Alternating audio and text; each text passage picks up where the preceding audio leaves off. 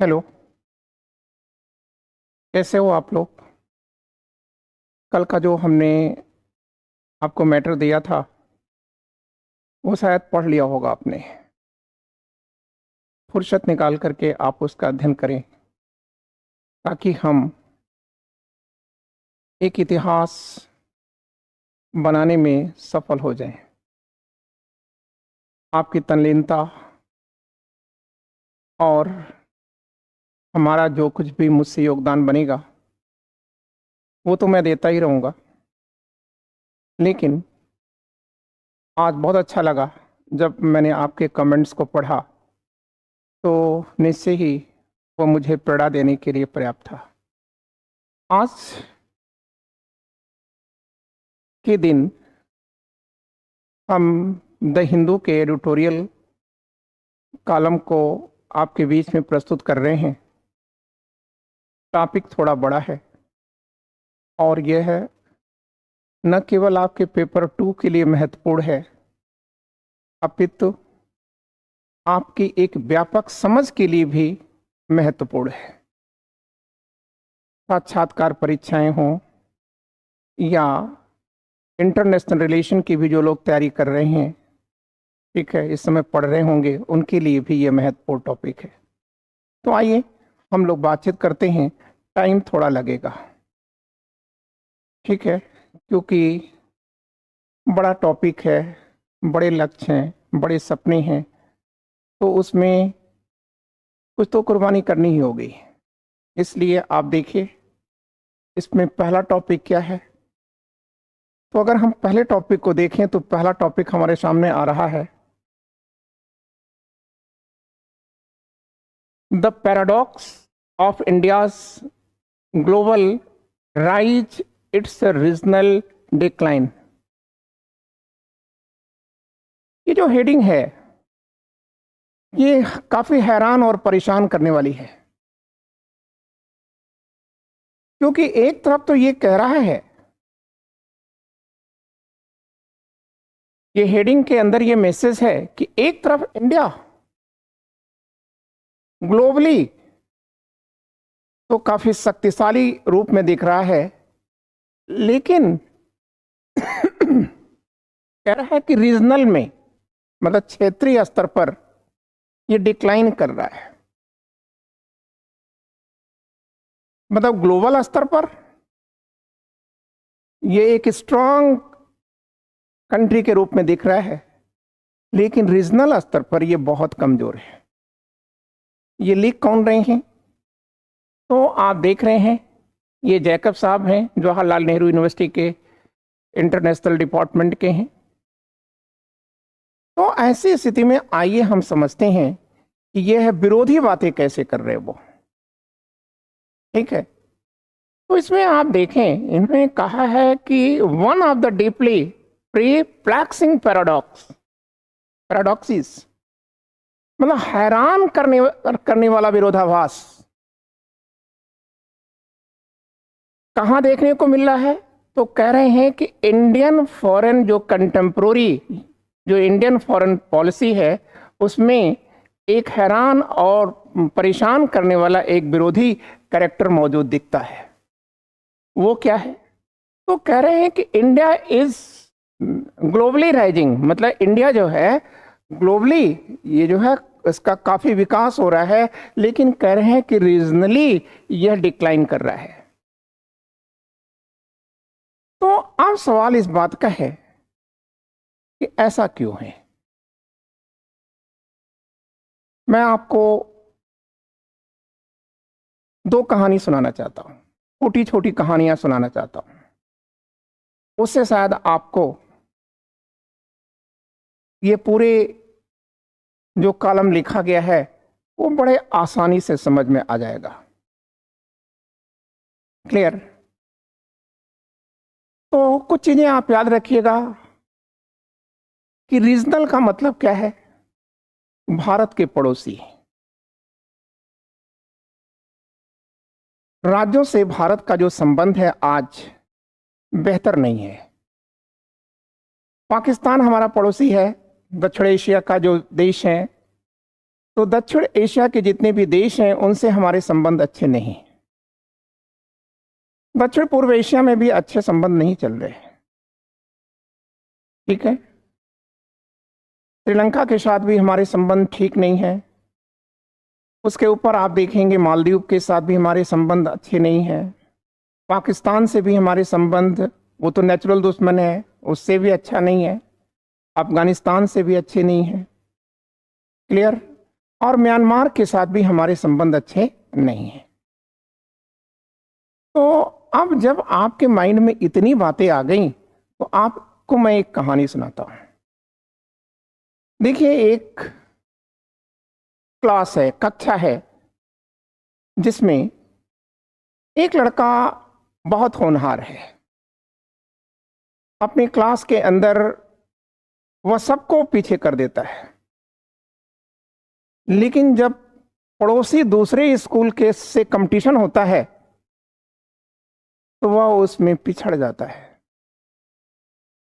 तो आप याद रखिएगा, अमूमन आप कह देंगे कि जब ये क्षेत्रीय स्तर पर नहीं टिक रहा है तो ये फिर अंतर्राष्ट्रीय स्तर पर क्या टिकेगा।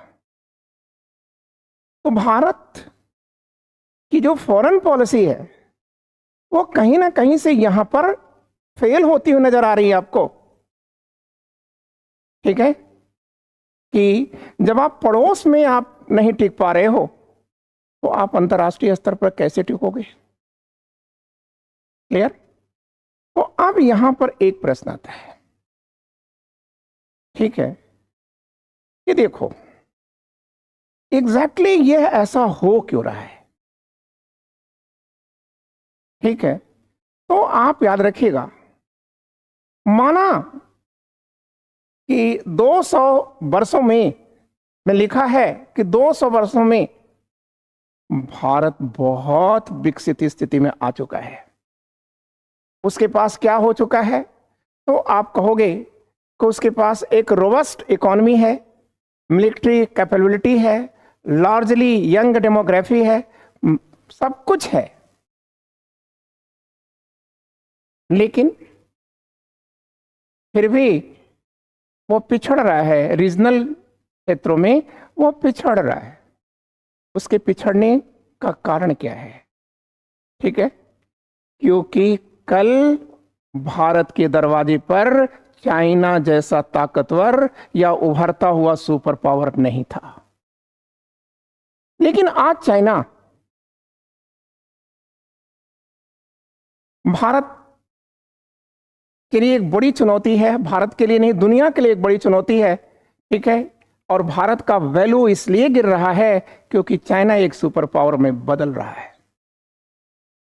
तो अब अगर आपसे पूछा जाए, ये जो कंट्रोवर्सी लिखी गई कि एक तरफ कह रहे हैं कि ग्लोबली आप क्या कर रहे हो, डाउन कर रहे हो, और रीजनली ग्लोबली आप बढ़ रहे हो और रीजनली डाउन हो रहे हो, तो इसके पीछे लॉजिक क्या है?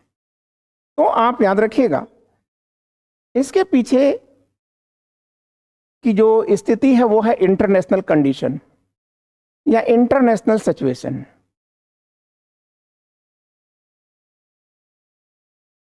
अब इंटरनेशनल जो सिचुएशन है वो काफी चायोटिक है, मतलब आप कह सकते हैं कि एक अराजक रूप ले चुकी है।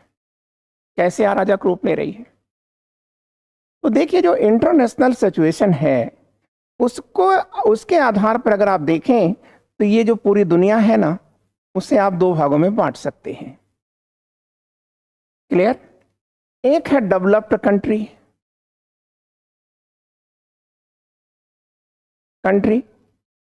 और दूसरा है डेवलपिंग कंट्री।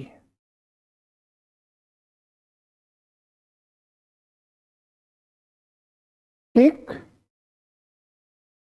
तो जो डेवलप्ड कंट्री हैं, आज इनको कोल्ड वार का जो युग था, शीतकाल का जो युग था, वैसी समस्या का सामना करना पड़ रहा है। जैसे अगर आप कोल्ड वार आपके माइंड में नहीं है तो हम आपको बताते हैं, थोड़ा सा चीजें बता देते हैं, तब आपको यह समझना आसान हो जाएगा। देखिए, 1945 में जब वर्ल्ड वॉर टू समाप्त होता है तो उसी के साथ एक नई चीज की उत्पत्ति होती है, और वह नई चीज क्या है? अविश्वास और नफरत। वर्ल्ड वॉर टू की कोख से दो चीजें निकलती हैं, एक अविश्वास और दूसरा नफरत। और इस अविश्वास और नफरत ने विश्व को दो धड़ों में बांट दिया। एक जो वर्ल्ड है, ये दुनिया है, ये दो भागों में बट रही है। एक है उदारवादी विश्व और दूसरा है साम्यवादी विश्व। तो जो उदारवादी दुनिया है, इस उदारवादी दुनिया का नेतृत्व करता है पूंजीवादी यूएसए, और साम्यवादी जो दुनिया है इसका नेतृत्व करता है यूएसएसआर, जिसे आज आप रूस कह रहे हो। तो ऐसी स्थिति में ये पूंजीवादी यूएसए दुनिया में अपना विस्तार कर रहा है, और ये यूएसएसआर दुनिया में अपना विस्तार कर रहा है। इसका मतलब पूरी दुनिया को इस वाद ने, उदारवाद और साम्यवाद ने, दो भागों में बांट दिया। अब कुछ लोग यूएसएसआर के पक्ष में चले गए, जो दूसरी दुनिया के देश कहे गए, और जो लोग यूएसए के साथ आए वो पहली दुनिया के लोग कहे गए। क्लियर? लेकिन यूएसएसआर के विघटन के बाद, 1991 में यूएसएसआर के विघटन के बाद ये नफरत तो खत्म हो गई, लेकिन उस नफरत के खत्म होने के बाद ये पूरी दुनिया, आप कह सकते हैं, एक ध्रुवीय विश्व में बदल रहा था। जब एक ध्रुवीय विश्व में बदला तो उस समय अमेरिका में हो रही थी दुनिया, उसी का नेतृत्व चल रहा था, उसी का निर्देश चल रहा था, जो चाहे वो होना था। लेकिन एक बात याद रखिएगा, समय का चक्र बदला और चाइना आज यूएसएसआर की स्थिति को लेता चला जा रहा है, और चाइना आज इस स्थिति में पूरी दुनिया को पहुंचा चुका है। जो विकसित राष्ट्र हैं, अमेरिका है, ब्रिटेन है, या आप कह सकते हैं यूरोपियन कंट्रीज हैं, इनके लिए आज अपनी साख को, अपनी पुरातन परंपरा को, उनका पुरातन जो गौरव है उसको बचाने की चुनौती सामने खड़ी है। क्लियर? इसलिए ये जो आपने देखा, ये जो हेडिंग आई कि ग्लोबली इंडिया बढ़ रहा है लेकिन रीजनली इंडिया गिर रहा है, ठीक है? अब आपको शायद समझ में आ रहा होगा कैसे। देखिए, इंडिया लगभग 10 साल के अंदर इंडियन फॉरेन पॉलिसी कहीं ना कहीं से फेल होती हुई नजर आई। कहां? रीजनल क्षेत्र, मतलब रीजनल में, ठीक है, क्षेत्रीय स्तर पर ये फेल है। कैसे है? आप इसे देखो। पहले आप ये देखिए, डेवलप्ड कंट्री के बीच में आज भारत G7 का इनवाइटी है, G20, G7, ब्रिक्स, क्वाड, ठीक है, ये सारी की सारी जो संस्थाएं हैं, बड़ी संस्थाएं हैं, आज भारत या तो उनका इनवाइटी है, उनका मेंबर है। एससीओ का मेंबर है भारत, ठीक है। संघाई जो सहयोग संघ है उसका भी मेंबर है भारत, ठीक है। क्वाड में जापान, यूएसए, ऑस्ट्रेलिया के साथ भारत भी है। ऐसा क्यों है? ये क्वाड क्यों बनाया गया? तो आप कहेंगे चाइना के एग्रेसिव पॉलिसी को रोकने के लिए, चाइना की जो विस्तारवादी पॉलिसी है उसको रोकने के लिए बनाया गया। क्लियर? अब आप याद रखिएगा, ठीक है। इससे क्या होगा? भारत का ग्लोबली कद तो बढ़ा, क्योंकि भारत दुनिया के विकसित राष्ट्रों के साथ बैठने में सक्षम हो गया, ठीक है। उसकी सेना बढ़ी, ठीक है, उसकी जनसंख्या, नौजवानी भी बढ़ी, सब कुछ बढ़ा, लेकिन फिर भी भारत यहां फेल हो रहा है, क्षेत्रीय स्तर पर फेल हो रहा है, ठीक है। क्यों? तो जरा इसको देखिए। रीजनल स्तर पर हम आप देखिए, रीजनल स्तर पर ये जो डेवलपिंग कंट्री हमारे आसपास जितनी भी कंट्री हैं सभी डेवलपिंग ही हैं। तो आप देखिए कि जो डेवलपिंग कंट्री है उसको आप दो भागों में डिवाइड कर लीजिए। ठीक है, जब आप इसे दो भागों में डिवाइड कर लेंगे तब आपके सामने एक प्रश्न आता है। ठीक है, फिर से हम देखते हैं जो डेवलपिंग कंट्री हैं, डेवलप्ड और डेवलप्ड तो आपको समझ में आ गया कि भारत आज डेवलप्ड कंट्रियों के साथ खड़ा है। लेकिन जो डेवलपिंग कंट्री है उसमें आपको सब नहीं देखना है, केवल दो देखना है। एक चाइना को देखना है और दूसरा इंडिया को देखना है। क्लियर? एक चाइना और दूसरा इंडिया। तो अगर आप चाइना को देखें तो चाइना के साथ एक बात है, क्या? चाइना एक पॉलिसी अपनाता है जिसे कहते हैं बुद्धा डिप्लोमेसी। कौन सी डिप्लोमेसी? बुद्ध की कूटनीति या बुद्ध की नीति। एक तो आप याद रखिएगा। दूसरी बात ये आप याद रखिएगा कि चाइना 17 ट्रिलियन का देश है। इसकी जो अर्थव्यवस्था है वो 17 ट्रिलियन की अर्थव्यवस्था है। लगभग 27 ट्रिलियन विश्व के सबसे ताकतवर देश अमेरिका की है और उस 17 ट्रिलियन चीन की हो चुकी है। तीसरी बात आप याद रखेंगे, विश्व की सबसे बड़ी जनसंख्या इसके पास है। ठीक, और तीसरी चीज आप याद रखेंगे कि यहां पर जो इंडस्ट्रीज है वो इंडस्ट्रीज के बारे में आप समझिएगा कि वह डिसेंट्रलाइज्ड है, मतलब विकेंद्रित उद्योग। ठीक है, यहां पर हर मोबाइल का जैसे ले लेते हैं कि एग्जाम्पल ले लेते हैं, तो मोबाइल के तमाम ऑपरेटर्स हैं। उन ऑपरेटर्स को स्थानीय स्तर पर बहुत सारे लोग बनाते हैं, फिर वह एक स्थान पर आकर के संग्रहित हो जाती है, तो या उसका वो असेंबल्ड कर दिया जाता है। ठीक है, आपने ये चीज समझा। अब इसके अंदर हम आपको समझाते हैं बुद्ध की नीति क्या है। तो अगर हम बुद्ध की नीति की से आपको मैटर समझाना शुरू करें तो बुद्ध ने क्या कहा था? बुद्ध ने भाग का सदैव मजाक उड़ाया था। बुद्ध ने सदैव कर्म का संदेश दिया था।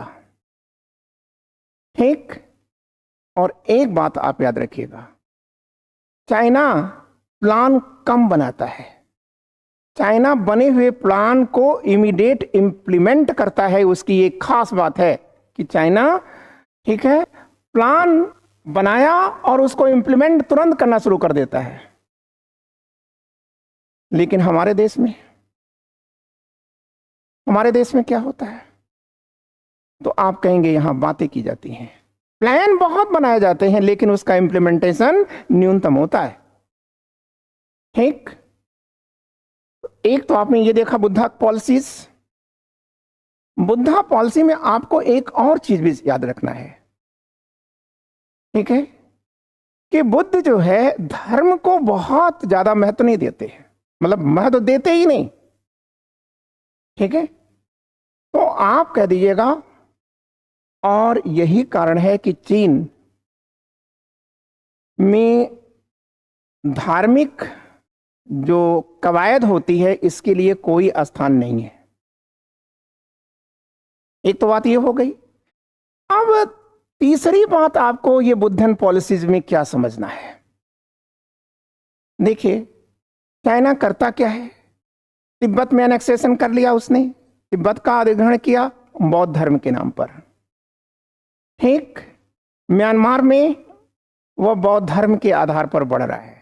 ठीक है, श्रीलंका में वह धर्म की बातें कर रहा है। ठीक है, तो वहां पर वो धार्मिक भाईचारे की भावना को लेकर के बढ़ रहा है। ठीक है ना। अब भारत के अंदर क्या है? अगर हम भारत के अंदर बातें कर लें तो भारत के अंदर आपको अफसोस होगा कि बुद्ध यहीं जन्मे। जन्मे तो खैर नेपाल में थे, लेकिन ठीक है, उनका सब कुछ यहीं पर हुआ है, इंडिया में ही हुआ। लेकिन आप याद रखिएगा, बुद्ध या बौद्ध धर्म आज भारत में केवल सियासत का एक अंग बन चुका है। वो एक राजनीतिक बिसात के अतिरिक्त और कुछ नहीं है। तो इसका मतलब यह है कि जहां से बुद्ध का संदेश गया वहीं पर आज बुद्ध क्या है, बेकार हो गए। और जब बुद्ध यहां बेकार हो गए तो आप याद रखिएगा, यहां दो धर्म आए। इधर हम कर लेते हैं, ठीक है। अब इंडिया की बातें आप कर लें, इंडिया में बुद्ध तो है नहीं, बौद्ध धर्म है नहीं, न उसके सिद्धांत चलते हैं। इंडिया में दो धर्म चल रहे हैं, ठीक है। आप थोड़ा बॉयस्ट मत होइएगा, क्योंकि आपको अपनी कलम बड़ी संभाल संभाल करके लिखनी होती है। तो एक हिंदू है, दूसरा इस्लाम है। इनकी खास बात क्या है? ये दोनों ही लक और ललाट में विश्वास करते हैं, भाग्यवादी हैं, ठीक है। और इनका बेशक कीमती समय सुबह और शाम का ये ईश्वर की इबादत में चला जाता है, ठीक है। और एक बात यह है कि ये दोनों ही धर्म में, आप समझिएगा, दोनों ही धर्म के अंदर एक खास बात है। वो क्या है कि हम ही हम हैं। सर्वोच्चता का इनके अंदर एक दृष्टिकोण है। और परिणाम क्या होता है, ठीक है, कि इनमें अन्य धर्मों के प्रति इधर वर्तमान में कुछ ऐसा देखने को मिलता है कि इनके अंदर जो है अलगाववादी प्रवृत्तियां हैं। और इस अलगाववादी प्रवृत्तियों का क्या प्रभाव पड़ रहा है? जाहिर सी बात है, हमारे बीच में मालदीव एक मुस्लिम देश है, और हम अंतर्राष्ट्रीय मंच पर इस समय किधर जा रहे हैं? अंतर्राष्ट्रीय मंच पर हमारी जो नीतियां हैं वह कुछ मतलब हिंदू परक लगती हैं, ठीक है। बगल में बौद्ध है, म्यांमार एक बौद्ध राष्ट्र, उसकी जो पॉलिसीज है वो भी चाइना की तरफ झुकी हुई है। तिब्बत भी झुका हुआ है, भूटान भी झुका हुआ है। अब इधर मालदीव के साथ साथ आप पाकिस्तान को देख लीजिए और अफगानिस्तान को देख लीजिए, ये भी मुस्लिम राष्ट्र है, ठीक है। तो जाहिर सी बात है कि हम जो पॉलिसीज अपने देश के अंदर ले आते हैं उससे हमारे पड़ोसियों का भयभीत होना स्वाभाविक है। क्लियर? और वो लोग ये मानते हैं कि इंडिया जो है एक जायंट स्टेट है, एक विस्तार कर रहा है, ठीक है। तो अब ऐसा इसका क्या परिणाम आएगा? तो जाहिर सी बात है कि हमारे पड़ोसियों में सदैव हमारे प्रति एक अविश्वास उत्पन्न होता रहेगा। एक पॉइंट तो ये आया आपका, कहां से? धार्मिक पॉलिसी जो वो बौद्ध पॉलिसी अपना रहा है उससे निकल कर आया। दूसरी बात ये है कि हिंदुस्तान की जो अर्थव्यवस्था है वो 3 ट्रिलियन के 5 ट्रिलियन की ओर बढ़ रहा है नहीं, ठीक है। जबकि उसकी जो है वो 17 ट्रिलियन है, ठीक। उसके पास भूभाग भी ज्यादा है और जनसंख्या भी ज्यादा है, और इकॉनमी आप देख रहे हैं कि हमसे 6 गुना बड़ी है। क्लियर? अब चाइना करता क्या है? चाइना जो हमारे पड़ोसी हैं वहां तक अपनी पहुंच को बनाना चाहता है। ऐसा वो क्यों करना चाह रहा है? ताकि इंडिया को वहां रोकना चाहता है, क्योंकि इंडिया की जियोपॉलिटिक्स जो स्थिति है इंडिया की, उसके कारण आज वो डेवलपिंग कंट्री में शामिल हो रहा है। और ये डेवलपिंग कंट्री जो है का संबंध सीधे चाइना से 36 का है, ठीक है। तो इसका मतलब भारत का और चाइना से रिलेशन न तो अच्छा था और ना अच्छा है, ठीक है। तो अब आपको शायद समझ में आ रहा होगा, इसलिए चाइना क्या चाहता है, अपनी पॉलिसी के तहत भारत को घेरना चाहता है। और भारत क्या करना चाह रहा है चाइना को घेरने के लिए? यह जो डेवलप्ड कंट्री हैं, G7 है, G20 के देश हैं, इनके साथ मिलकर के, ठीक है, वो कभी क्वाड बना रहा है तो कभी ब्रिक्स बना रहा है, मैं तमाम प्रकार की इस प्रकार की जो संस्थाएं हैं वो बना करके इंडो पैसिफिक क्षेत्र से, ठीक है, भारत और प्रशांत सागर से क्या करना चाह रहा है, चीन को घेरना चाहता है। ठीक है, तो आपको ये चीजें समझ में आ गई होंगी। लेकिन अब ये तो थी समस्या, लेकिन अब प्रॉब्लम ये आएगा कि आप समाधान क्या बताएंगे कि इंडिया को क्या करना चाहिए। क्लियर? तो इंडिया को बदलती हुई परिस्थिति और परिवेश में बदल जाना चाहिए, क्योंकि 1947 का चीन नहीं है। ठीक, क्योंकि 1947 में, या जब हम परतंत्र थे, चाइना भी परतंत्र था, मतलब गुलाम था। तब चाइना की स्थिति ये थी कि वह एक खरबूजा था और यूरोप के जिन देशों ने जब चाहा तब अपनी चाकू लाई और उस खरबूजे पर गिराया और काट लिया। लेकिन चाइना आज बदल चुका है। आज वह, ठीक है, सुपर पावर में बदल रहा है और यूएनएससी मतलब यूनाइटेड नेशन सिक्योरिटी काउंसिल का भी वह अस्थायी मेंबर है, जबकि भारत नहीं है। ठीक है, तो ऐसी स्थिति में भारत को समय की नजाकत को समझना चाहिए और फिर उसे यथार्थवादी दृष्टिकोण अपनाना चाहिए। अब सवाल इस बात का है कि आप यथार्थ का क्या मतलब है? तो आप याद रखिएगा, यथार्थ का मतलब यह हुआ कि भारत को चाहिए कि वह अपनी शक्ति को तो बढ़ाए, ठीक है, सैनिक शक्ति को तो बढ़ाए, लेकिन पड़ोसियों से भी सहयोग के रास्ते पर चले, पड़ोसियों में अविश्वास न उत्पन्न होने दे।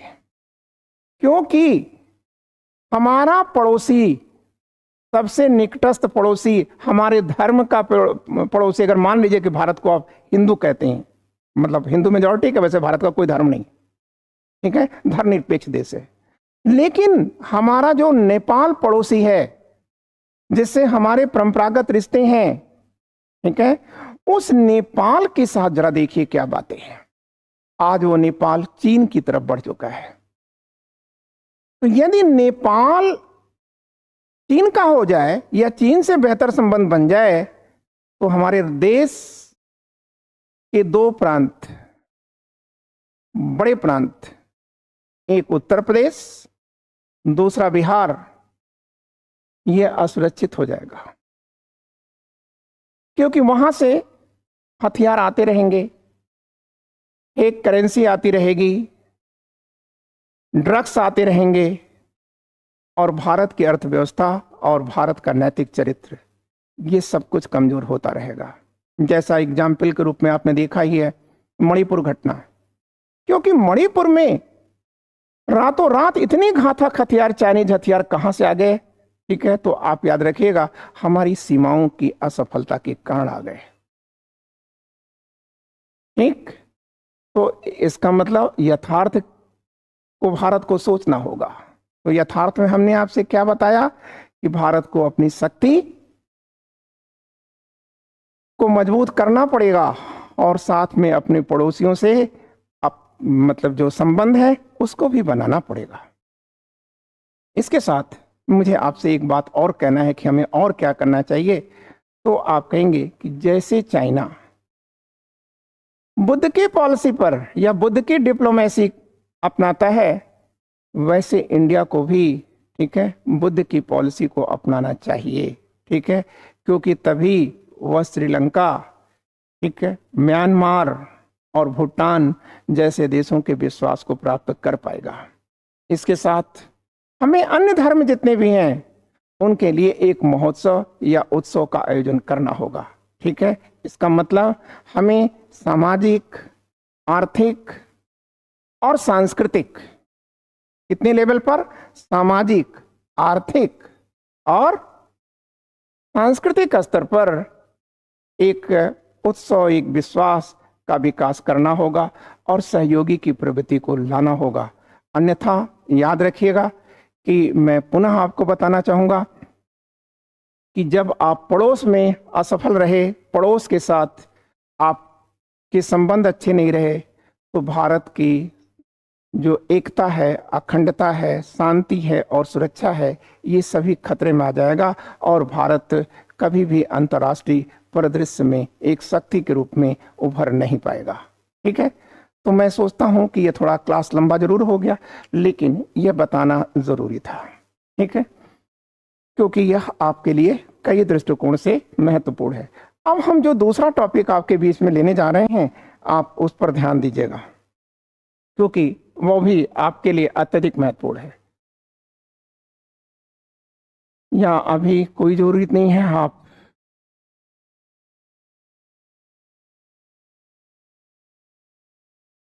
ये देखिए, ये जो पोर्शन है अभी एडिटोरियल कॉलम का है, ये कह रहा है कि दिस इज द ईयर, यही वो वर्ष है, यही वह वर्ष है जब हमें क्या करना है, सस्टेनेबल डेवलपमेंट गोल को जो विपथ हो गया है उसे पुनः पथ पर या ट्रैक पर वापस करना है।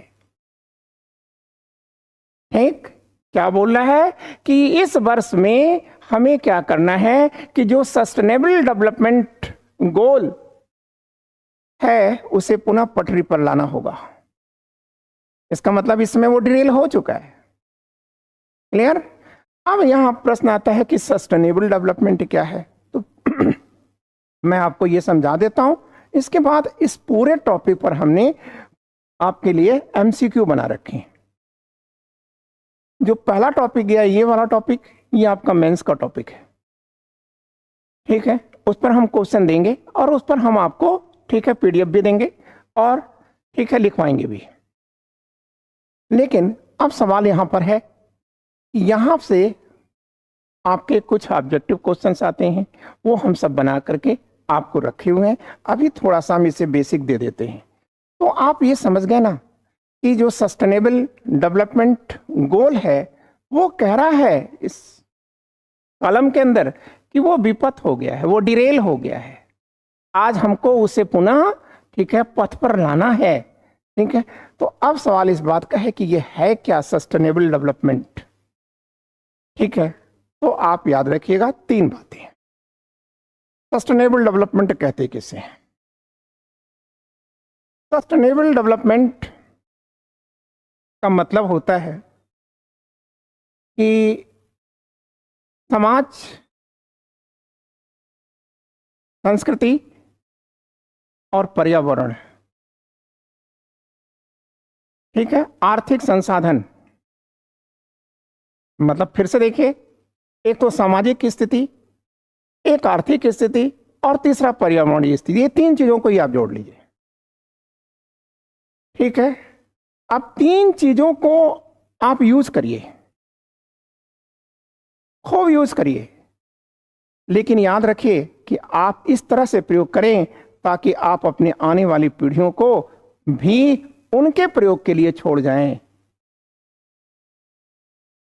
ठीक है, ताकि वहां पर सोशल जस्टिस आ सके, वहां पर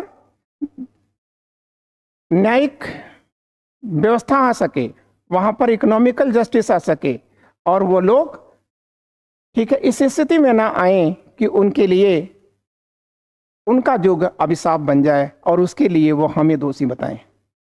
इसी को सस्टेनेबल डेवलपमेंट कहते हैं। ठीक, अब हमको देखना है इस पर क्या क्या क्वेश्चन हमने बनाया है। तो सबसे पहले एक आपको और बता देते हैं कि ये सस्टेनेबल डेवलपमेंट का जो प्रोग्राम लाया जाता है वो कौन लाता है और किसने, मतलब कब लाता है। तो आप याद रखिएगा, यूएनजीसी लाता है। यूएनजीसी का मतलब संयुक्त राष्ट्र संघ महासभा, यूनाइटेड नेशन जनरल असेंबली लाती है। कब लाती है? आप कहोगे सर 2015 में लाती है। ठीक है, और एक टारगेट रखती है। ठीक है, जिस टारगेट को हम क्या कहते हैं, एजेंडा एजेंडा 2030। ठीक, क्लियर। अब ये मैटर यहां हो गया। अब मैं इसी मैटर को, आप हर बच्चा इस चीज को बेहतर तरीके से समझ सके, इसके लिए हमने एमसीक्यू बना रखा है। आइए हम वहां चलते हैं।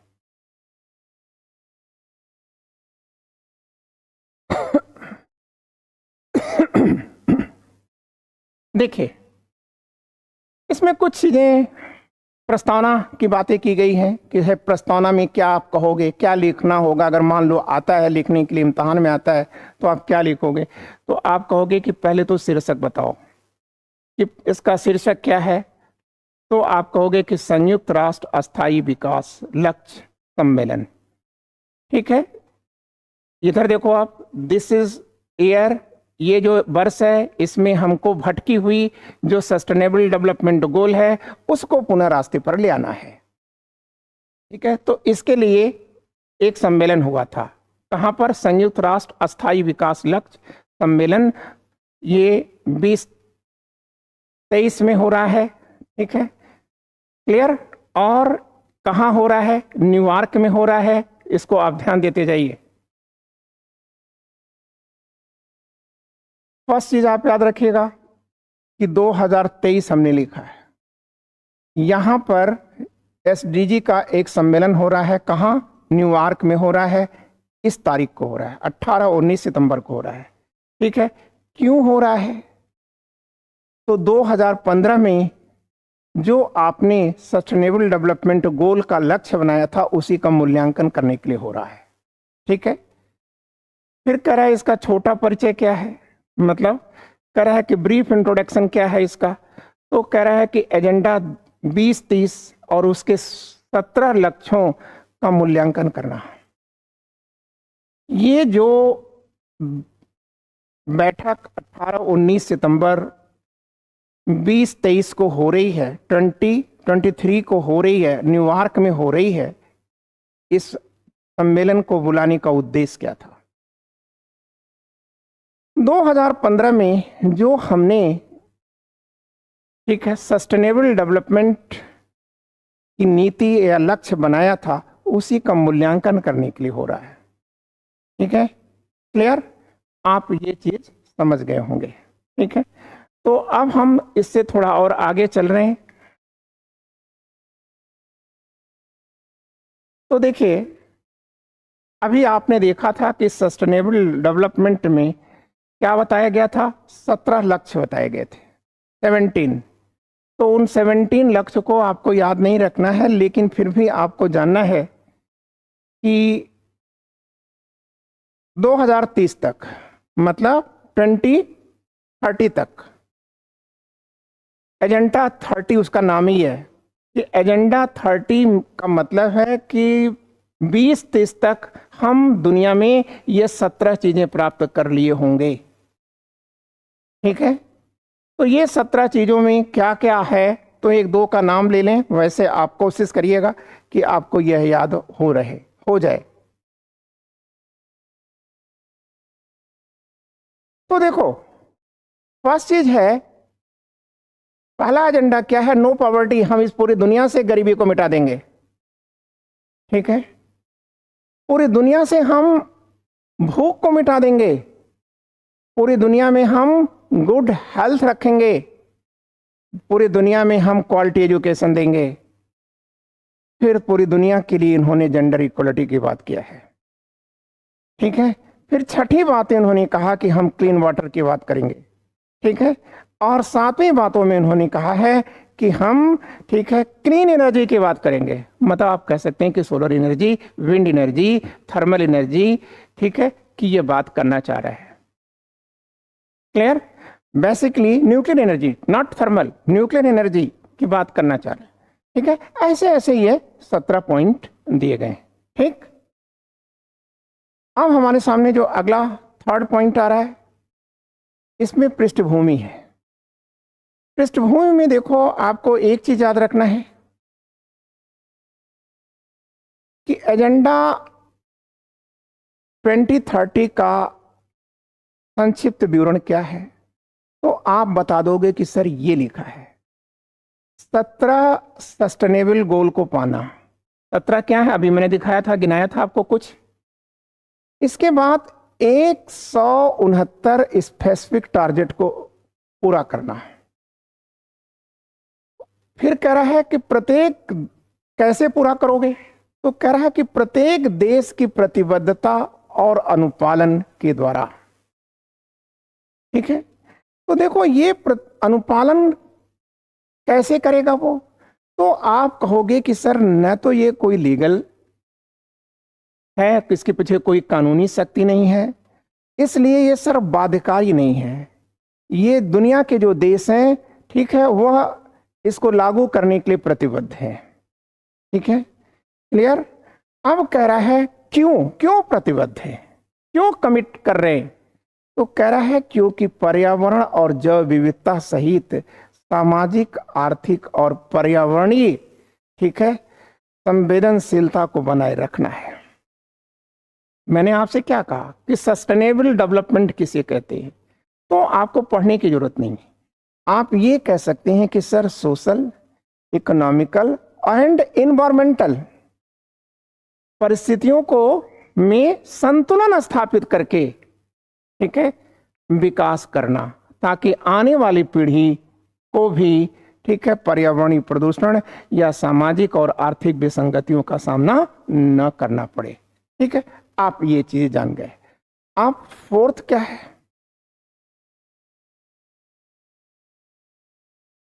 तो अब तक 2015 में आपने घोषित किया था यूएनजीसी ने लक्ष्य 2030 का, एजेंडा 2030 का, लेकिन अब कह रहा है कि अब तक जो प्रगति हुई है उसका आप कैसे विश्लेषण करोगे।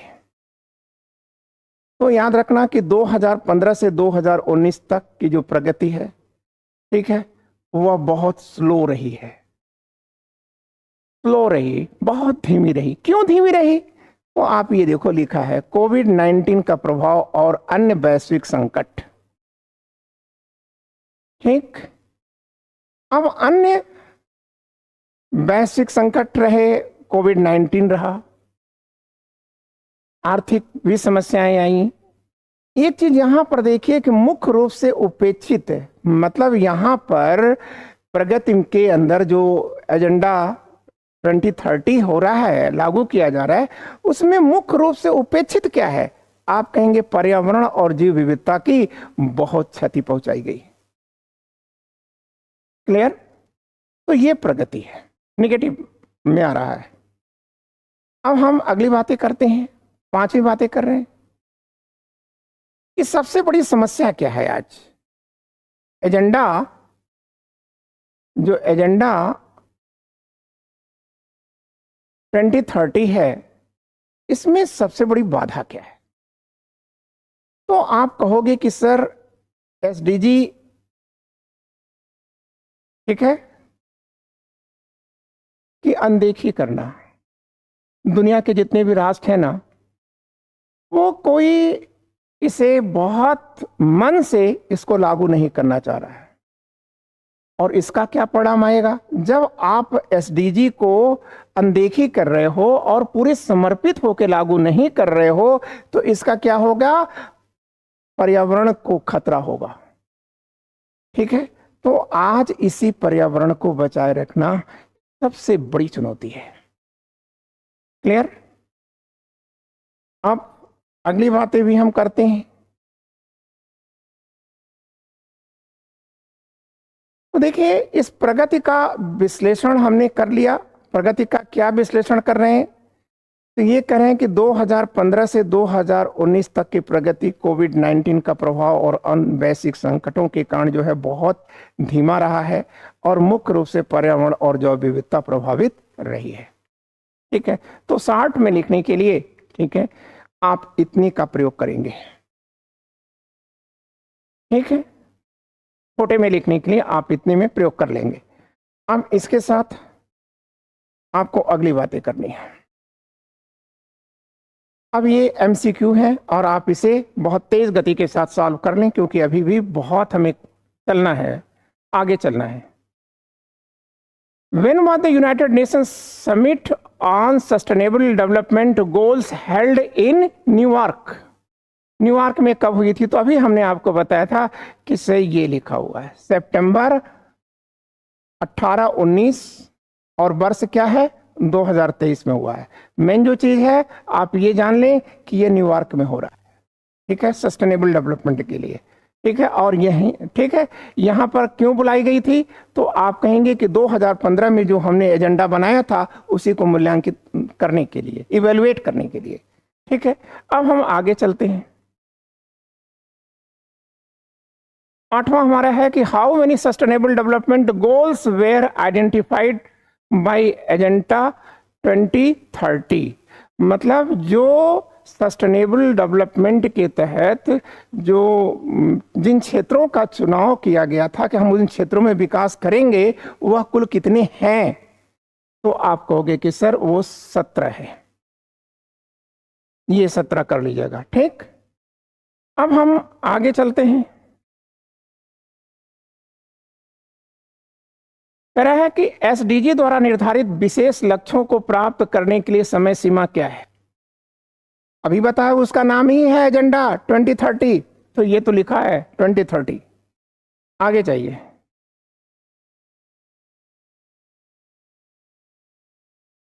कह रहा है कि what major event significantly halted progress towards the SDG. SDG की दिशा में, सस्टेनेबल डेवलपमेंट गोल की दिशा में प्रगति को किस प्रमुख घटना ने व्यापक रूप से रोक दिया? तो आप कह दोगे कि सर कोविड-19 की महामारी ने रोक दिया। क्लियर? आगे चलिए।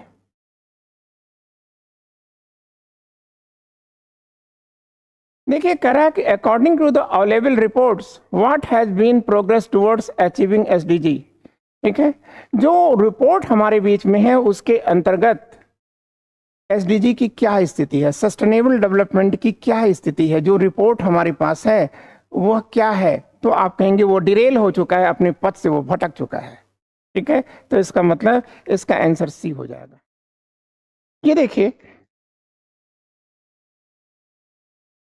इसमें कह रहा है कि India press freedom score fail over the last year, RSF। मतलब जो इंडिया में प्रेस की स्वतंत्रता है वह पिछले साल की तुलना में कम हुई है। ठीक है, देखिए ये कह रहा है कि India's score in the world press freedom index fail, मतलब गिर गई, fail over the last year. Clear?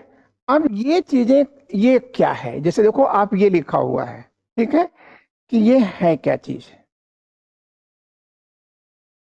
ये देखो RSF लिखा हुआ है, मतलब प्रेस की स्वतंत्रता के अंतर्राष्ट्रीय स्तर पर जांच कौन करता है? तो आप कहोगे कि सर देखो, according to the Reporters Without Borders. ये क्या है? रिपोर्टर्स, ठीक है, विदाउट बॉर्डर, ठीक है, का यह है संक्षिप्त नाम है। इसका पूरा नाम यहां पर देखिए लिखा हुआ है, ये आप याद रखिएगा। RSF का पूरा नाम लिखा हुआ, रिपोर्टर्स विदाउट बॉर्डर्स, ठीक है, फॉर साइंस फ्रंटियर्स। ये इसका पूरा नाम है, साइंस फ्रंटियर्स। ठीक है, तो reporters without border, reporters without border, इसमें छिपा हुआ है साइंस फ्रंटियर। ठीक है, कह रहा है, फिर कह रहा है कि ये जो है 180 देशों के बीच से निकालता है कि किस देश में, ठीक है, फ्रीडम, प्रेस का जो फ्रीडम है वो कितना है। ठीक है, तो कह रहा है कि इंडिया की जहां तक बात है तो इंडिया 2023 में कह रहा है कि 159वें स्थान पर था, मतलब 159 पर था। लेकिन कह रहा है कि 2000, सॉरी गलत मैं बोल गया, यहां लिखा है 161, ठीक है, मतलब इसका कहना है, यहां से पूरा देख लीजिए, ये कह रहा है कि इंडियाज रैंक इंप्रूव्ड फ्रॉम 161, 161 कब है, 2023 में था। फिर कह रहा है कि लेकिन 2024 में ये घट करके 159 हो गया।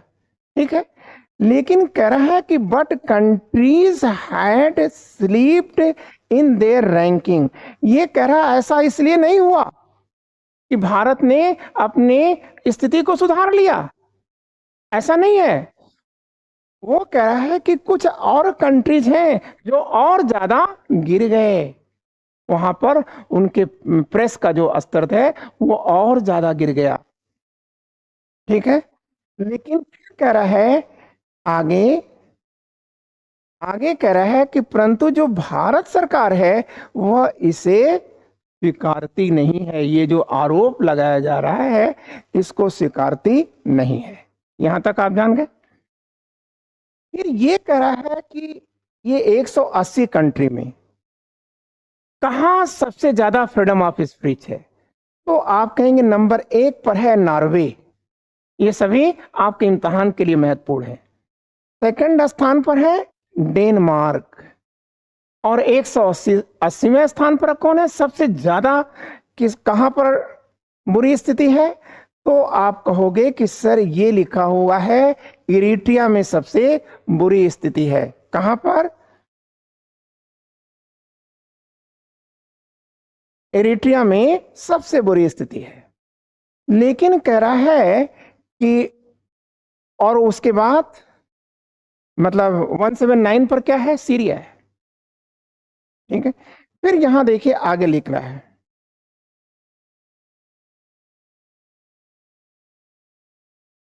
ठीक है कोई मतलब नहीं। अब यहां कह रहा है कि एक प्रेस, एक जो प्रेस होता है वो कितने क्षेत्र में क्वेश्चन करता है। द प्रेस फ्रीडम क्वेश्चनरी, कितने क्षेत्रों में वो क्वेश्चन कर सकता है, तो कह रहा है 5 क्षेत्रों में। कौन कौन क्षेत्रों में करता है, एक कह रहा है कि पॉलिटिकल में, फिर कह रहा है कि लीगल फ्रेमवर्क में, फिर कह रहा है इकोनॉमिकल क्षेत्र में कर सकता है। ठीक है, फिर सोशल और कल्चरल क्षेत्र में वह प्रश्न पूछ सकता है। लेकिन कह रहा है कि भारत की जहां तक स्थिति है तो भारत की पत्रकारिता हर क्षेत्र में गिरी है। ठीक है, यहां तक कह रहा है कि अब ये देखिए, ये पॉलिटिकल है या क्या है इससे हमारा कोई मतलब नहीं है, लेकिन जो चीज द हिंदू ने लिखा वो ये है। उसका कहना है कि लेकिन इंडिया में मोदी के काल में प्रेस की स्थिति अत्यधिक दयनीय हुई है। ठीक है, प्रेस जो है अब अपने धर्म का अनुसरण नहीं कर रहा है, अपितु वो भटक गया है। क्या भटकाव उसके अंदर आ गया, तो आप कहोगे उसके अंदर भटकाव ये आया कि आज सरकार, ठीक है, जो बड़े बड़े, ठीक है, मीडिया घराने हैं उनके साथ अपना एक ट्रीटी स्थापित कर चुकी है, और एक शब्द उत्पन्न होकर आ रहा है गोदी मीडिया। ठीक है, ये सब चीजें देखिए, ये लिखा है गोदी मीडिया। ठीक है, तो बहुत दयनीय स्थिति में है। ठीक है,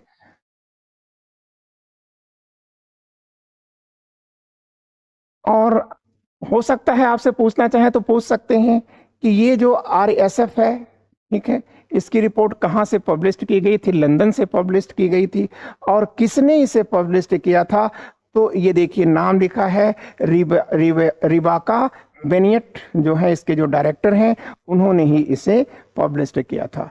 हाँ, एक बात और है कि यूएस की क्या स्थिति है, दुनिया के सबसे ताकतवर राष्ट्र यूएस की क्या स्थिति है, तो आप कहेंगे ट्रंप के काल में, जो पहले राष्ट्रपति थे, उनके काल में वहां प्रेस की अत्यधिक दयनीय स्थिति आई। पहले उसकी रैंकिंग, यूएस की रैंकिंग क्या थी, तो आप कहोगे कि सर 45वें स्थान पर था, लेकिन आज वह 55वें स्थान पर आ चुका है।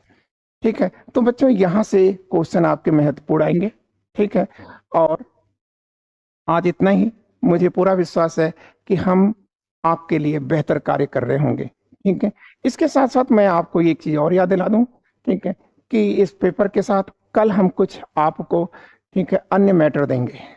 ठीक है, तो संभवतः ये तो रहेगा, इसके साथ एक और मैटर रहेगा, और वो होगा संभवतः गांधीयन से जुड़ा हुआ। मतलब मैं पहले से आपको बता देना चाहता हूं कि वो कल का टॉपिक क्या होगा।